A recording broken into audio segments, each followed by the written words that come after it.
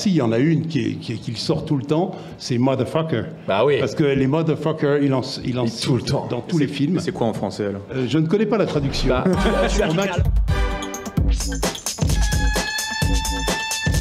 bonsoir Thierry. Bonsoir. Je te le redis, c'était la galère. On a cru que tu n'allais pas venir parce que faut vraiment saluer ta parole. Tu as une parole d'honneur. Tu as dit que tu viendrais et il est là. Merci. Oui. Parce qu'il a traversé les épreuves, je peux vous dire, il a passé beaucoup de temps dans les transports en commun aujourd'hui. Et rien que pour ça, je tenais à te remercier vraiment, c'est incroyable. Tu es donc la voix française de énormément de monde, mais je te propose de regarder une petite photo qui résume quelques-uns de tes plus grands rôles. Si Léa, tu peux m'envoyer la première photo, voilà. Donc on a entre autres Giancarlo Esposito, Terry Crews, Wesley Snipes, Forest Whitaker, Samuel L. Jackson, bien sûr, pour laquelle tu es le plus connu. Bien sûr, en haut à gauche, c'est lui là. C'est ça. Voilà. Et tu as, c'est lui dans le TGV tout à l'heure là. Et Martin Lawrence à plusieurs occasions. Écoute, et bien d'autres, évidemment. Et ça, bien d'autres. Martin Lawrence, je ne le fais plus. Tu ne le fais plus, c'est Lucien qui le fait. Non, je ne le double plus, c'est Lucien Jean-Baptiste qui est formidable dessus et qui est bien mieux que moi sur cet acteur. Et je te l'ai mis quand même dans la sélection parce que dans Bad Boys 1, c'était toi. Et oui. Et c'est une petite Madeleine de Proust pour moi. D'ailleurs, je te propose de regarder un petit florilège et dans la vidéo, il y a un moment de Bad Boys 1 qui m'a beaucoup marqué. Si tu peux envoyer la vidéo, s'il te plaît. Oh putain, prêt à mourir. J'avais oublié qu'il y avait... Ouais. Blade. Il a vu que je suis né fils de pute. Deacon Frost. Ça fait un sacré bout de temps qu'on le traque. Édition limitée, très chère. Ah oui, elle est limitée, c'est le mot. Y a rien pour les verts, y a pas de banquette arrière, c'est rien qu'une bite en or avec 2 chaises, quoi. Et nous, les 2 pauvres couilles, ben on traîne par terre à chaque fois. Et tu connaîtras pourquoi mon nom est l'éternel. Ouais. Quand sur toi s'abattra la vengeance du Tout-Puissant. Et voilà, bon, ça, c'est ta voix. Voilà, moi j'ai grandi avec. Je pense qu'on a. T'es payé à sortir les plus grandes punchlines de l'univers. En fait, t'as sorti les plus grandes punchlines de l'histoire du cinéma. Ça, c'est incroyable. Alors, comme je t'ai dit en off, donc je te le redis en live, il faut que les gens ils sachent, parce que je suis pas du genre à dire ouais, je suis fan de toi, hein, je peux avoir un autographe. Mais j'ai grandi avec toi et franchement, je suis obligé de te dire, j'apprécie énormément ta voix et tu es la personne qui m'a donné envie de faire du doublage et c'est un métier que j'exerce aujourd'hui. Et donc, c'est grâce à toi. Donc, est-ce que s'il vous plaît, on peut applaudir Thierry pour moi? C'est mignon. Arrêtez. Ah, franchement, Vous non, me gênez. je suis très, très, très ému en vrai de te recevoir dans cette belle émission dont je suis très fier. Tu n'es pas qu'un comédien de doublage. Tu es aussi acteur au théâtre, à la télé, dans PJ par exemple. Alors je sais qu'il y a des gens dans le public qui t'ont vu dans PJ. Oui. Et dans La Cour des Grands. Et aussi au cinéma dans Anti-sur-scène de Pascal Légitimus. Oui. Et récemment dans le film de Benjamin Lerrer qu'on a reçu ici, 38.5 quai des Orfèvres. Voilà. Oui. Pour ceux qui se rappellent et qui suivent l'émission, bah voilà. Et tu étais c'était quoi? C'était le commissaire. J'étais le patron de Didier Bourdon. Donc, Ouais. Au-dessus du commissaire, on a quoi, le procureur? Rien que ça, non, lui. pas Ouais. procureur, Patron de mais Didier Bourdon. c'était le patron de la police. Et en fait, il ne pensait qu'à sa carrière. Un gros donc carriériste. c'était un peu compliqué. Exactement. Donc Benjamin Lerrer qui a loué ta personne. Tu es aussi directeur artistique, donc on va poser toutes les questions qu'on n'a pas pu poser à Alexis aussi. Écoute, ce que je te propose, c'est qu'on rentre directement dans le vif du sujet. Et je vais te poser la première question qu'on a posée à tout le monde. Comment? Toi, c'est un peu différent parce que tu es... Alors, je trahis aucun secret quand je dis que tu as un peu plus de longévité. Oui, je suis un peu l'ancien ici. Oui. Exactement. C'est vrai que quand on y pense, on a quasiment, enfin pas tout à fait, mais quasiment 3 générations aussi de doublage. Il en manque presque peut-être une au milieu encore entre toi et Sacha. Ouais, il manquerait un trentenaire. Quoi. Moi, Mais j'ai 45, il manquerait un 45 trentenaire et puis un cinquantenaire. Ouais, c'est ça. J'en ai 64. Et, Oui, j'ose le dire. et tu les fais pas, hein. Oh, merci. Je peux te le dire.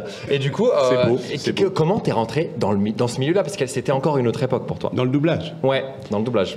Alors, le doublage, on a vu un extrait de mon premier doublage qui était Pulp Fiction. Waouh. C'était ton premier Et doublage? Oui, c'était mon Non. T'as commencé tout de J'ai suite par ça. commencé tout de suite par ça. Dingue.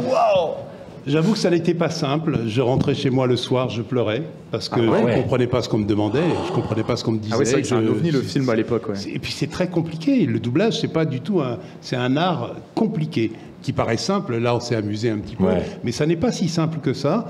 Et quand on l'a jamais expérimenté, voilà, c'était pas évident. Mais j'avais des bons camarades. J'avais un super camarade à côté de moi qui me tapait sur l'épaule pour que j'attaque.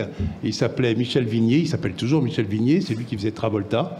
Et donc voilà, le directeur artistique a été patient. Et puis le résultat... Et comment tu avais été casté pour faire Samuel L. Jackson? Une femme est venue me voir au théâtre. Je jouais au théâtre Édouard VII à Paris. Et une femme qui s'appelle Sylvie Fett, qui est une femme qui a beaucoup compté dans ce métier. Elle travaillait énormément pour les artistes-interprètes, pour le syndicat. Et cette femme m'a vu au théâtre. Elle a pris mes coordonnées, elle m'a appelé 15 jours plus tard pour me demander de venir passer les essais. Wow. J'ai passé les essais, j'ai été pris, puis voilà. Donc t'étais pas aussi jeune que Alexis par exemple et Sacha non, quand t'as commencé. Non, j'étais déjà plus vieux. J'ai commencé, je sais pas, je devais avoir 37 ans, oui. Et tu connaissais... Non, attends, ça fait 30 ans exactement que je fais ce métier, donc j'avais 34 ans, voilà. Okay. Et tu connaissais Tarantino déjà à l'époque ou c'était une découverte? Mais personne ne connaissait Tarantino. Ah, il avait fait Réservoir Dogs juste avant. Il avait sorti juste Réservoir Dogs que peu de gens avaient vu. Et Pulp Fiction a eu le succçai qu'on connaît. Parce que Pulp Fiction, c'est presque une palme d'or qui a fait débat à Cannes pendant super longtemps. Oui. Donc pour toi, premier film, et boum, tu te retrouves sur un film qui était à Cannes, qui a fait débat dans la presse dans tous les sens. En fait, lorsqu'on a doublé le film, en fait, on ne savait pas que ça allait avoir ce succès. Donc voilà, on a doublé ce film. Et c'est hyper intéressant ce que tu dis parce que la carrière de Samuel L. Jackson a décollé avec Pulp Fiction et du coup tu t'es retrouvé à doubler d'un coup du jour au lendemain un des acteurs les plus bankable d'Hollywood. Il a traversé les années 90 et tu t'es retrouvé à faire sa voix quoi. Oui, j'ai la chance de doubler un acteur prolifique. Il tourne en moyenne 3 à 4 films par an. Donc c'est toujours toi à chaque fois. Oui. Pas toujours. Tu l'as rencontré du coup ?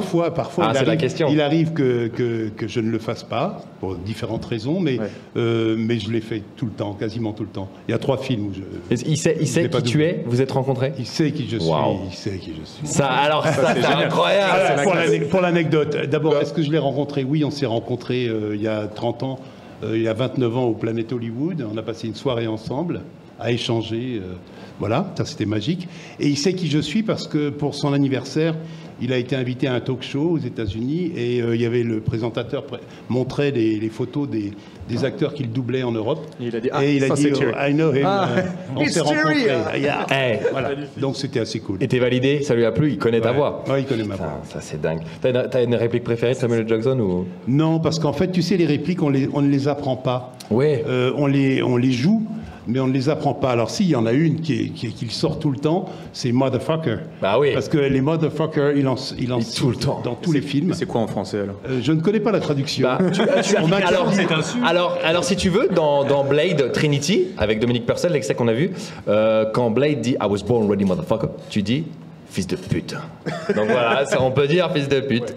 Oui, le mettre différent à chaque fois, le motherfucker. C'est ça, tu peux le traduire de plein de manières différentes. Et du coup, toi, tu as doublé un nombre incalculable de voix. Je ne vais pas toutes les sortir, mais j'ai été voir ton RS Doublage, ton site, Wikipédia, j'ai croisé. Écoute, j'ai pas dormi de la nuit. Donc, tu as une énorme carrière.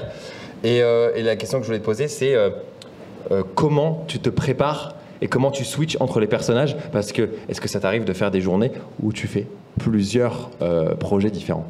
Ben oui, ça c'est la réalité de tous les acteurs. On a la chance de varier les plaisirs. Parfois, il arrive de faire le matin un personnage. J'ai parlé faux, c'est pour ça. Ah oui, alors là, il nous arrive parfois de faire un personnage le matin, un autre personnage l'après-midi et de faire une pub le soir. Donc ça ce sont les joies du métier. On ne se prépare pas spécialement. Il faut bien dormir, bien manger et puis être disponible. Comme les plus grands athlètes. Voilà. Si tu pouvais doubler, moi j'ai plein de questions comme ça à te poser. Si t'as un personnage que t'as pas doublé, un acteur que t'as pas doublé, tu t'es putain, lui j'aurais bien fait sa voix. Ou tu t'es dit, bah en fait non, c'est bon, ma carrière elle est faite. Non, je dirais pas que ma carrière est faite, mais je suis bien soigné, bien gâté. En fait, j'ai été gâté. J'ai la chance de prêter ma voix à plein d'acteurs. Non, il n'y a pas d'acteur qui me plairait. Si, Denzel Washington, j'ai doublé une fois quand même, une fois. Mais Emmanuel Giacomi le double tellement bien qu'il faut lui laisser. Il faut lui laisser. Il y a un respect des autres voix. Tu en parlais, tu disais qu'il y avait d'autres voix qui le faisaient parfois mieux. Toi, tu me dis que tu avais fait Hayden Christensen, mais pas sur Star Wars. Ouais, c'est Emmanuel Garijo sur Star Wars. Garijo, mais il y a des rôles pour lesquels c'est mieux de changer, effectivement, pour la cohérence artistique. Cohérence artistique, c'est une question d'énergie aussi. Je pense que tout le monde, quand je disais tout à l'heure que Lucien Jean-Baptiste était bien mieux sur le Martin Lawrence, il a l'énergie. Il a l'énergie, il a presque même le timbre, je trouve aussi. Absolument. Et du coup, moi, j'étais obligé de truquer, j'étais obligé tout le temps de prendre sur moi pour essayer de trouver l'énergie. Lucien, là.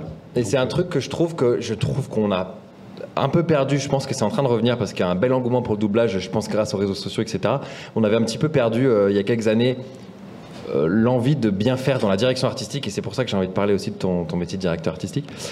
Je trouve que tu colles parfaitement à la voix de Samuel L. Jackson. Et pareil, comme tu parlais pour Martin Lawrence, que tu as la voix pour, et que c'est un peu la même voix. Et je trouve qu'on avait un petit peu perdu ça. Est-ce que toi, quand tu travailles en tant que directeur artistique, tu vas chercher le même timbre de voix, au-delà de l'énergie? Non, absolument pas. Absolument pas, parce que, comme Alexis l'a dit déjà, et je le disais tout à l'heure, c'est une question d'énergie avant tout. Ouais. Si on devait distribuer vraiment pile poil la voix, je ne ferais aucun des acteurs. Parce que Forest Whitaker, c'est pas ma voix. Ouais. Samuel L. Jackson non plus. Wesley Snipes encore moins. Et Giancarlo Esposito non plus. En revanche, je me nourris de ce qui se passe, de ce que je vois à l'image, et je pense pas à ma voix, mais ma voix essaye d'aller vers ces personnages. Mais je ne pense pas caster en termes de voix. C'est plus l'énergie qui m'intéresse. Toi, tu castes. Il y a des personnages pour lesquels tu as eu particulièrement de mal à rentrer dedans en tant que voix et à caster. Alors, tu as posé deux questions. Alors, rentrer en tant qu'acteur, rentrer dans un personnage, je rame chaque fois que je double Samuel L. Jackson. Ouais. C'est-à-dire que je mets du temps à trouver le personnage, à comprendre ce qu'il fait, parce qu'il a un jeu très riche. Et le film sur lequel j'ai le plus ramé, c'était Incassable. Ah ouais, avec Bruce Willis. Pourquoi ? Parce qu'en fait, c'est un personnage très très complexe. Il a la maladie de Ver, et en même temps, il a quelque chose d'un peu démoniaque. Ouais. Donc, il fallait trouver cette énergie-là. Et j'ai eu du mal. Eh ben, ça se voit pas. J'ai mis 2 jours, en fait. Enfin, 1 jour et demi, en fait.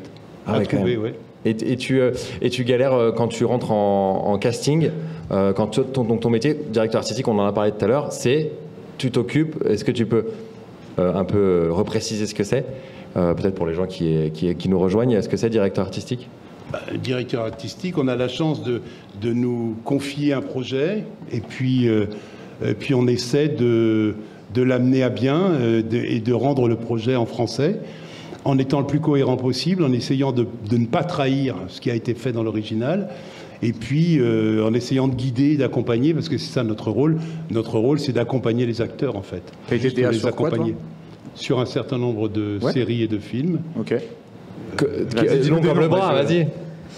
Bon, allez, il faut te la péter un peu. Il y a un dernier film qui sort bientôt le mois prochain, donc je ne peux pas en parler. Ouais. Mais sinon, La couleur pourpre, qui est sorti cet hiver. Okay. Voilà. J'ai eu la chance de le diriger, ou La méthode Williams. Ok.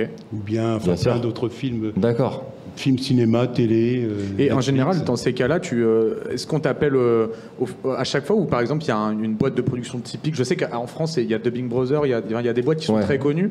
Ouais. Vous bossez souvent pour les mêmes boîtes, ou c'est une personne en particulier? Enfin, qui vous appelle dans ces cas-là? On bosse souvent pour 1 ou 2 ou 3 boîtes qui vont nous appeler particulièrement, et puis peut-être pour d'autres, mais essentiellement, mais bon, c'est eux qui nous appellent, quoi. C'est eux qui nous appellent, ou les clients qui nous appellent, voilà. C'est-à-dire soit Universal, soit Netflix, soit Disney. Et tu choisis d'aller à dubbing à ce moment-là, ou c'est dubbing qui a le contrat? Si c'est dubbing qui a le marché, ça sera à dubbing. Ok. Et là, vous êtes tous en statut intermittent, ou vous avez des... Absolument. Ouais, intermittent du spectacle. Toi aussi, tu as, d'ailleurs, en parlant un petit peu de juridique et d'administratif, tu as opté pour le opt-out, là, le voix intelligence artificielle aussi. Tu fais partie de Touche pas à ma VF aussi? Bien sûr. Évidemment. Bien sûr. Je veux dire, ça serait un peu idiot de ne pas en faire partie, parce que comme il en a très bien parlé tout à l'heure, Alexis, c'est vraiment important de préserver ce savoir-faire. c'est important de ne pas se laisser bouffer par des robots. C'est hyper intéressant d'entendre de ta part. Et en plus, comme disait Alexis tout à l'heure, ça n'est pas simplement le métier d'acteur qui est en danger, c'est tous les métiers qui font le doublage, c'est-à-dire les auteurs, les adaptateurs, même les ingénieurs du son. Bah oui. D'ailleurs, pas tout le monde, quoi. Moi, je pensais à un truc, quand il y a des traductions qui arrivent, est-ce que ça vous arrive des fois, parce que je pense qu'ils les traduisent déjà, mais c'est déjà de changer certains trucs dans les traductions, parce que souvent, moi, ce que je trouve qui est difficile entre la VO et la VF, c'est qu'il y a des phrases, des blagues qui sont des jeux de mots sur la VO, qui sont un peu tournés en français d'une certaine manière. Est-ce que vous, des fois, vous avez des meilleures idées? Oui, parfois en plateau, on peut revoir l'adaptation, mais parce qu'il y a des choses dont on se rend compte qu'elles marchent mieux si on change l'expression ou si on met d'autres mots. Parfois, ça marche pas, on le fait, on le réessaye. Et ça dépend parce qu'il y a des adaptateurs qui sont plus ou moins comédiens et d'autres qui ne le sont pas. Donc, le texte qu'ils vont écrire, ensuite, quand on va le jouer, ça va pas marcher. Donc oui, on peut changer l'adaptation. Mais on a la chance quand même d'avoir de bons adaptateurs en général. Après, il peut toujours y avoir des trucs qu'on essaye de récupérer en plateau. Bien sûr, bien sûr. Mais sinon, le texte est quand même vérifié en amont. Donc, il est vérifié avec le directeur artistique et l'auteur et le client souvent. Et donc, pendant ces fameuses vérifications, on affine le travail de l'adaptateur. Mais l'adaptateur a un rôle très très important. Il faut que le texte soit écrit en rythme, dans le rythme de l'acteur original. Et en fait, il n'y a pas que la traduction, il y a toute l'énergie. Toi, t'en fais des fois de l'adaptation, parce que dans l'ordre, il y a d'abord une traduction qui est faite, et ensuite cette traduction elle est posée. C'est ça qui fait l'adaptation, c'est ça? Le doublage. Fais-nous un cours de le film arrive en anglais, par exemple, ou en américain. Il est détecté, d'abord. C'est-à-dire qu'on détecte les mouvements de bouche. Ah, ok. Grande ouverture, petite ouverture de bouche, respiration. C'est le travail de la détection. Un auteur va traduire le texte. Okay. Il reçoit le texte en anglais, il va le traduire en français, mais le traduire en fonction des signes, pour que ce soit synchrone. En fonction du nombre de syllabes qui a été, par exemple, prononcé sur le... les lèvres qui se ferment, qui s'ouvrent. Voilà. Okay. Et donc, le travail... Maintenant, il y a énormément d'adaptateurs qui sont aussi détecteurs. Mais souvent, le travail de détection est fait en amont, l'adaptation, et ensuite, le travail avec les directeurs artistiques et les clients, éventuellement. Donc, en tant que DA, toi, des fois, est-ce que tu reviens avec les adaptateurs en disant « là, on peut peut-être faire mieux, les trucs comme ça » ou vraiment... Quand on fait du long métrage, oui. Quand on travaille en long métrage, on a une journée prévue pour ça. De vérification. On vérifie le texte. On valide le texte. Après, lorsqu'on est en série, c'est un peu différent. En série, le texte, on nous l'impose un peu. Voilà, il y a une vérif. Il y a plus de vérification au début, puis après, il n'y en a plus, pardon. Et donc après, on est obligé de se débrouiller pour faire en sorte que ce soit le plus smooth possible, sur le plateau. Et moi, j'ai une question par rapport toi qui as une belle et longue carrière. Dans les années 90, les films sortaient parfois un an après sur VHS. Et aujourd'hui, ils sortent 3 jours avant les États-Unis. Est-ce qu'il y a une pression? 3 jours avant, on sort le mercredi en France et le vendredi aux États-Unis, dans la même semaine. Il y a 30 ans, ça sortait, parfois, peut-être, le film sortait un an plus tard et c'était doublé, redoublé pour la cassette. Ce qui ne se fait plus aujourd'hui, tu vous repassez plus derrière. Et je voulais savoir s'il y avait une pression de la part des studios ou des chaînes ou des plateformes genre Netflix, etc., à que ce soit doublé rapidement. Est-ce que tu as la sensation que c'est doublé plus vite et que vous avez moins le temps? Ou tu ne ressens pas cette différence, l'arrivée du tout de suite, du tout maintenant? Non, en fait, il se passe une chose, c'est que maintenant, il y a, les sorties, elles sont souvent mondiales. Donc, elles ne sont pas simplement françaises ou canadiennes ou belges, elles sont mondiales. Donc, le travail se fait au niveau mondial, tous en même temps. Et après, le temps, il est certain que maintenant, techniquement, on va beaucoup plus vite. Il y a plein de choses qu'on peut faire beaucoup plus rapidement. Donc, on double un film en moins de temps qu'avant. Mais parce que la technique a suivi aussi. Le numérique a vachement facilité les choses. Voilà. Combien de temps, par exemple, pour doubler un long métrage? Ça dépend de la difficulté du long métrage, mais en moyenne, aujourd'hui, ce sera 5 jours. Ça va vite, hein. Un film cinéma, s'il est très bavard, on peut aller jusqu'à 12 ou même certains films 22 jours. Toi... Ou certains films un mois. C'est un mois, oui, parce qu'il y a des star talents, parce que le client est là sur le plateau tout le temps et parce qu'il faut vraiment peaufiner. Et d'ailleurs, c'est qui le client sur un film? C'est quand tu dis par exemple c'est Universal le client, mais qui représente du coup? C'est un prod. C'est une personne qui travaille pour Universal et qui est responsable d'Universal France. Ok. Et qui vient superviser. Pareil pour Disney, pareil pour. Une sorte de DA maison, quoi. Ouais, c'est ça. La boîte. Et c'est toi qui décides combien de temps tu as pour diriger le projet ou c'est les jours te sont imposés? On peut demander. Souvent on se bat.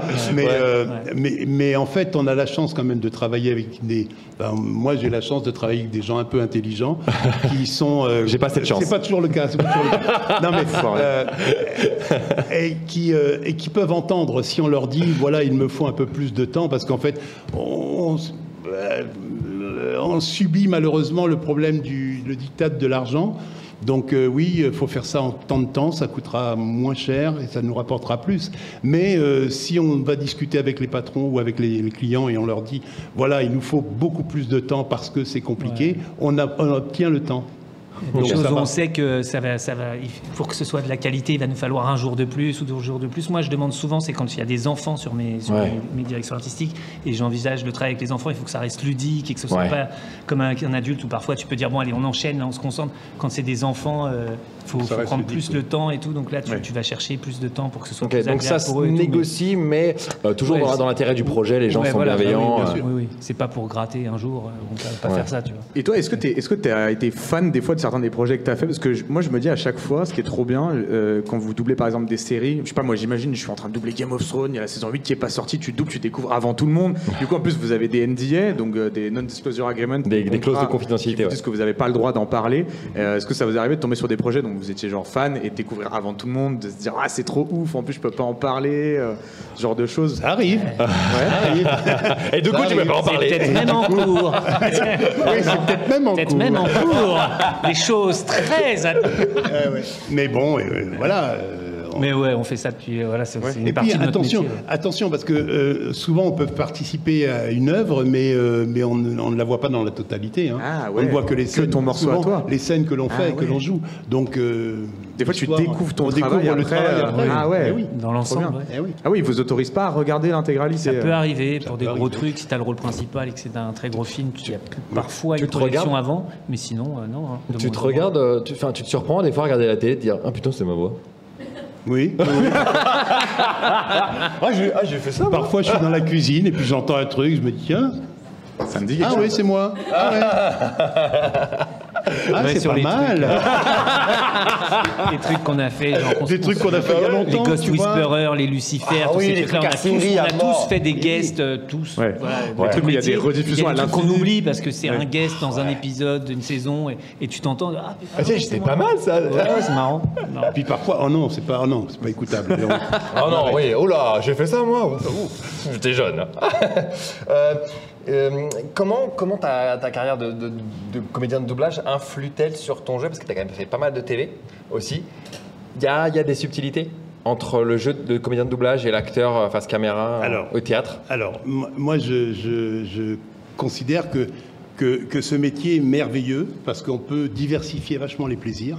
Et en fait, travailler au théâtre, travailler à l'écran, devant la caméra, ou travailler dans un studio, ou faire du jeu vidéo, ou faire de la publicité, tout ça nourrit l'instrument. Et moi, je dis que depuis que je fais du doublage, j'ai affiné mon jeu. Parce qu'en fait, j'apprends énormément en travaillant en essayant de me rapprocher de la vérité des acteurs américains. Donc j'apprends. En fait, je suis coaché. Et je suis payé pour être coaché. C'est ça. C'est des cours continus tout au long de la vie. On ne cesse jamais d'apprendre. C'est ça qui est génial. Et d'ailleurs, qu'est-ce que vous préférez tous? Est-ce que vous préférez doubler? On avait demandé à Damien tout à l'heure, est-ce que vous préférez doubler, jouer, être sur scène? C'est quoi C'est jouer la comédie dans tous les cas. Donc c'est quand tu as l'amour du jeu, la passion du jeu, de la nuance. Oui, mais tu vois, c'est pas forcément la même chose. Après, c'est des techniques différentes. Parce que par exemple, au théâtre, tu vas être obligé de porter ta voix différemment. du cinéma. Sur un plateau de cinéma, enfin, c'est des techniques. Mais les sensations, ne sont pas les mêmes. Le théâtre, je pense que c'est Damien pour ça qu'il en parle, c'est qu'il y a cette instantanéité de tu fais réagir tout de suite le public que tu touches, pas comme le doublage, quoi. Mais c'est le même métier. C'est le même métier et les différentes conditions. Mais c'est pas les mêmes conséquences. Terre battue, herbe. Alors, qu'est-ce que tu préfères, l'herbe ou la terre battue? Moi, j'aime tout. Non, mais c'est vrai, tout. Le tennis. Toutes les surfaces. Ouais, enfin, tu t'adaptes. Alors moi, très honnêtement, j'aime tout aussi parce que en fait, chaque fois, je me rafraîchis en fait. Okay. Là, je viens de finir de tourner une série 10 épisodes. Eh bien, j'étais heureux de retrouver la joie du plateau. Et puis, je suis heureux de me retrouver le matin à 9h30 avec les camarades et l'ingé son en buvant le café, essayant de se réveiller et d'avancer sur un projet. Ouais. Et puis après, je vais faire une pub. Tout ça, c'est la nourriture et c'est la joie de ce métier.